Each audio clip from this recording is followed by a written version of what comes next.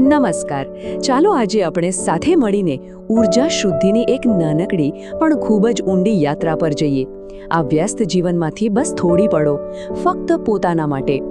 તો ચાલો, આ એક આમંત્રણ છે આપણા મનની દોડધામને થોડી ધીમી પાડવા માટે. બહારનો જે પણ ઘોંઘાટ છે એને થોડી વાર માટે પાછળ છોડી દઈએ અને અંદર જે શાંતિ છે એને અનુભવીએ. ચાલો સાથે મળીને એ ક્ષણને શોધીએ. કોઈ પણ સારી યાત્રાની શરૂઆત માટે થોડી તૈયારી તો કરવી જ પડે, બરાબર ને?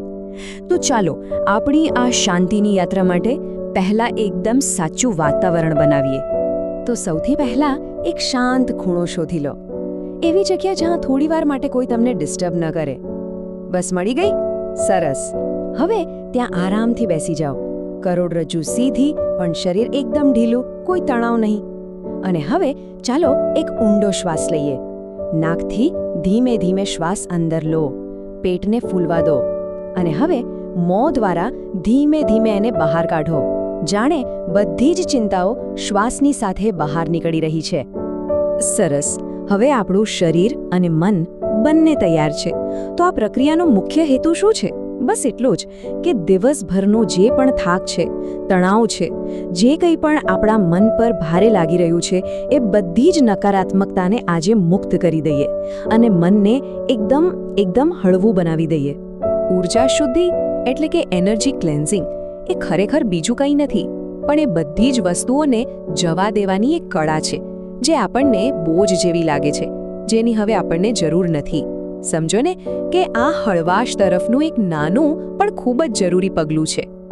તો હવે ધીમે રહીને તમારી આંખો બંધ કરી દો અને કલ્પના કરો કે તમારી સામે પાણીનો એક ગ્લાસ પડ્યો છે. એકદમ સ્વચ્છ, શીતળ પાણી. ગ્લાસ કાચનો, પારદર્શક છે અને એમાંથી જાણે કે પ્રકાશ પસાર થઈ રહ્યો છે. હવે તમારા મનમાં અને શરીરમાં જે કંઈ પણ ભાર છે, તણાવ છે, કોઈ ચિંતા છે, એ બધાને એક કાળા ધુમાડા જેવી ઊર્જાના રૂપમાં કલ્પો અને અનુભવો કે એ બધી જ નકારાત્મક ઊર્જા તમારા શરીરના ખૂણે ખૂણામાંથી નીકળીને ધીમે ધીમે પેલા પાણીના ગ્લાસ તરફ વહી રહી છે.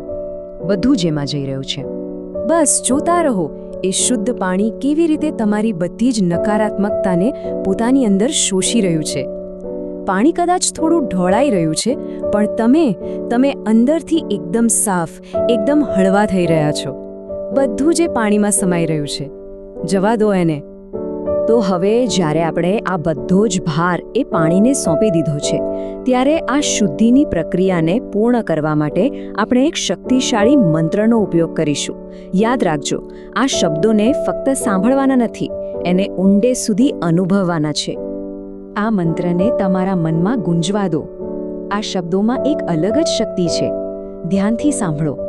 જ્યારે હું આરામ કરું છું, ત્યારે જે દેખાતું નથી તેને સાફ કરો, જે ભારે છે તેને શોષી લો, જે મારું નથી તેને દૂર કરો. બસ આ શબ્દો પર ધ્યાન કેન્દ્રિત કરો.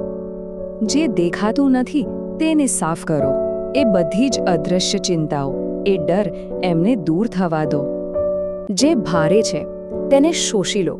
મન પરનો દરેક બોજ એને હળવો થવા દો. બસ.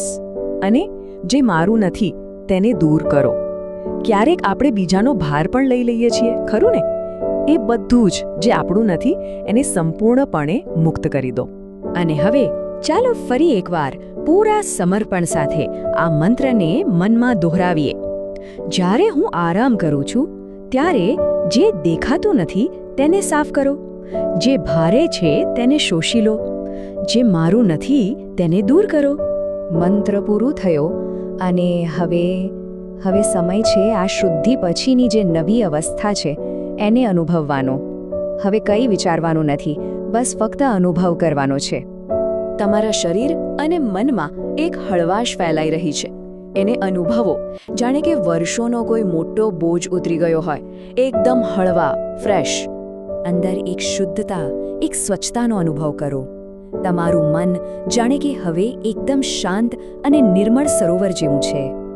અને છેલ્લે શાંતિ. આ ઊંડી શાંતિને તમારા રોમમાં ઉતરવા દો. આ ક્ષણમાં કોઈ ચિંતા નથી, કોઈ ઉતાવળ નથી, બસ ફક્ત શુદ્ધ શાંતિ છે.